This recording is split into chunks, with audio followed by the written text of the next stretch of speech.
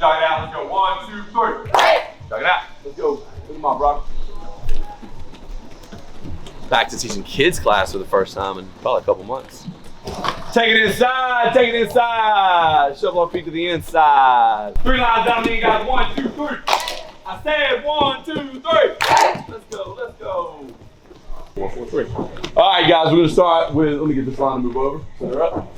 We're gonna start with 2 laps of strengthening. Let's go. 1, 2, 3. Let's get it. 2 laps of strengthening. And I'll be looking to see how everybody looks with their shrimps. Just help us. I'll be looking to see how everybody looks with their shrimps.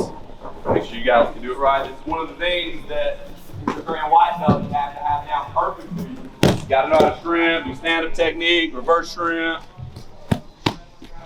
all that stuff.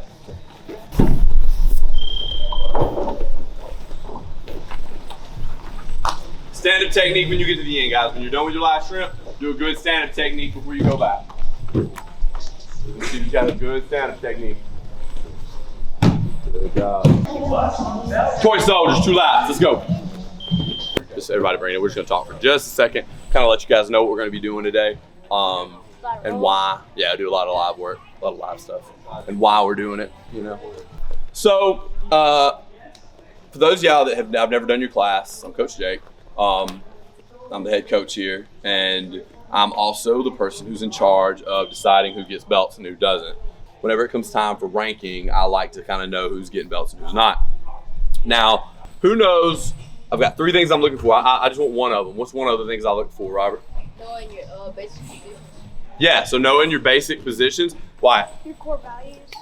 Not only do you know your core values, that you have to know what they are for Grand White, but all ranks, do you live by the core values? Do you have a good attitude? Do you have respect? Are you disciplined? Do you have integrity, or do you have perseverance and mental toughness? Do you display that not only on the mat, but also when you go to school or to church or when you're at home? Do you know the concepts and do you know the technique of jiu-jitsu? Can you show me how to do arm bars and sweeps and escapes? Can you show it to me in a drill setting and it be done correctly? Can you execute it against a resisting opponent? Can you do it when you're rolling? So it's one thing to be able to do it when you're not going live and you're just drilling. It's another thing to be able to do it when you're rolling. Does that make sense? Yes, sir. Okay. All right, guys. So we're going to start off partner up. We're going to start this round in mounts. And I want to see you guys working to escape it. Partner up. 1, 2, 3. Partner up. Have a partner in 10, 9. Starting in full mount. Here we go. On the bell. Bottom person trying to escape. Ready, go. Work. Escaping the position. Escaping the position.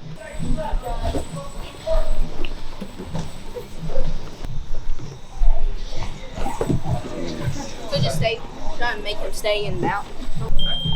Time. All right, guys. Get a new partner. Get a new partner. We're gonna do it again. Let's go. 1, 2, 3. I said 1, 2, 3. Let's do it again. New partner.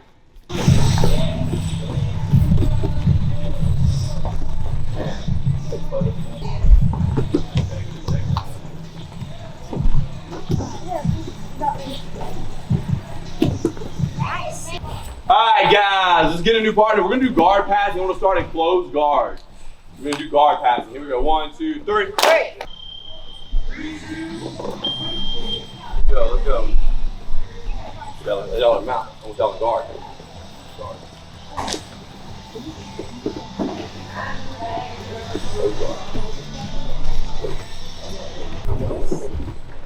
That's the fruit that works.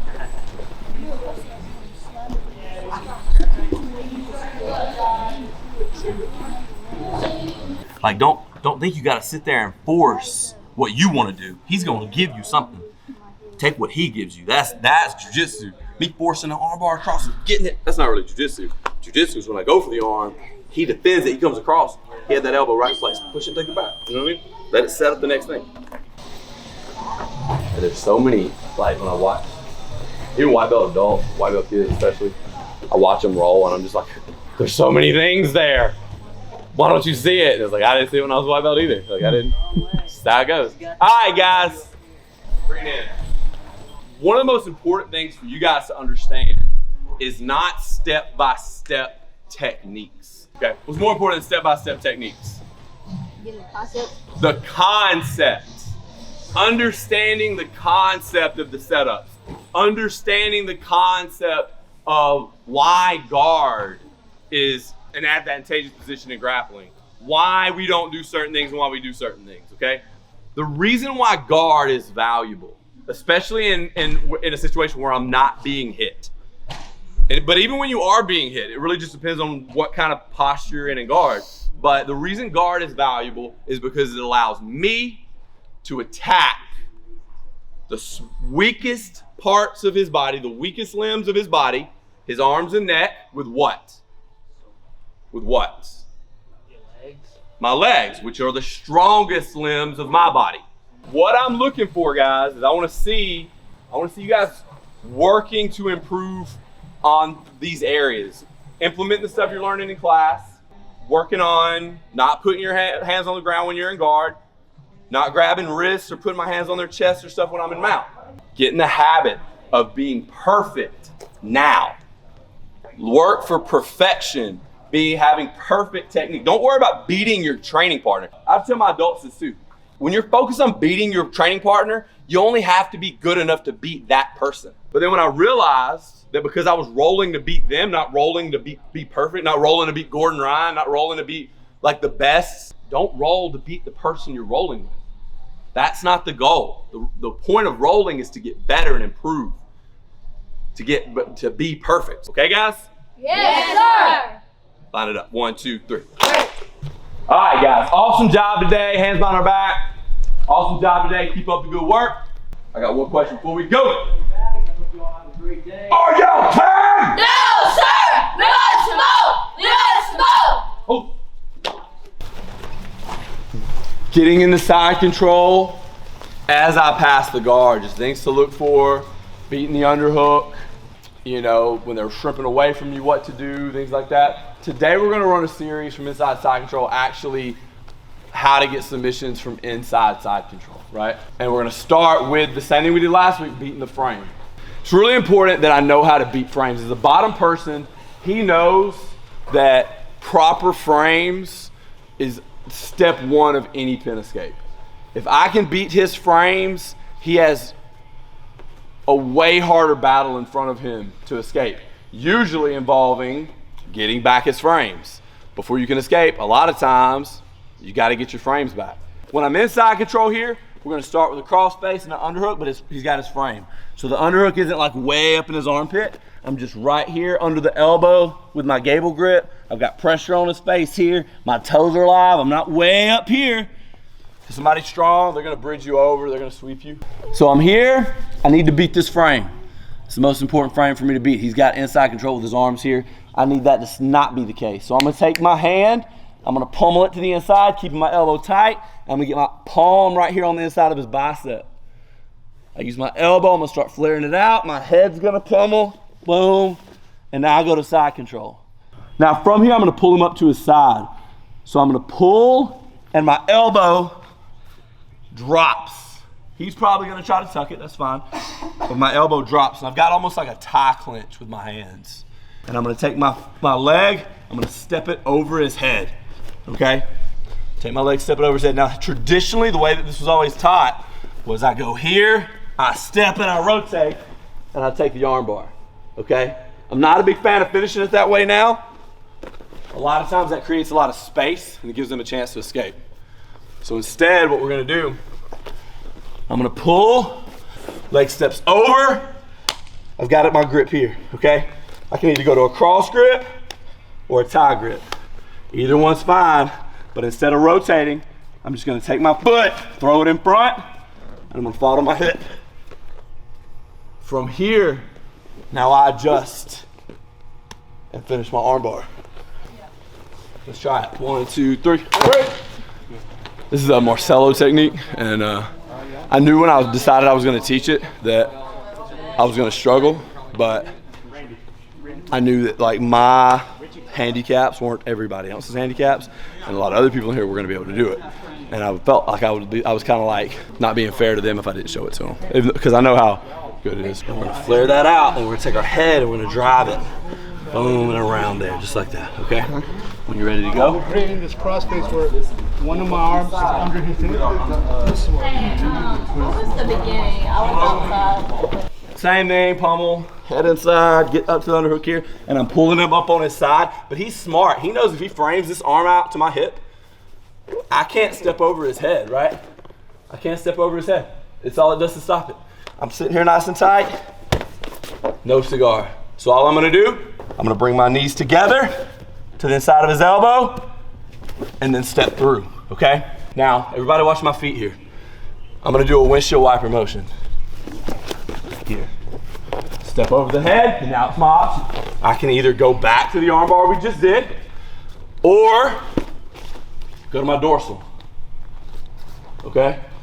So let's just focus on that movement for right now. If you're not familiar with dorsal, we're about to do some submissions from there. We're already set up for him perfectly here. All right, let's go. 1, 2, 3.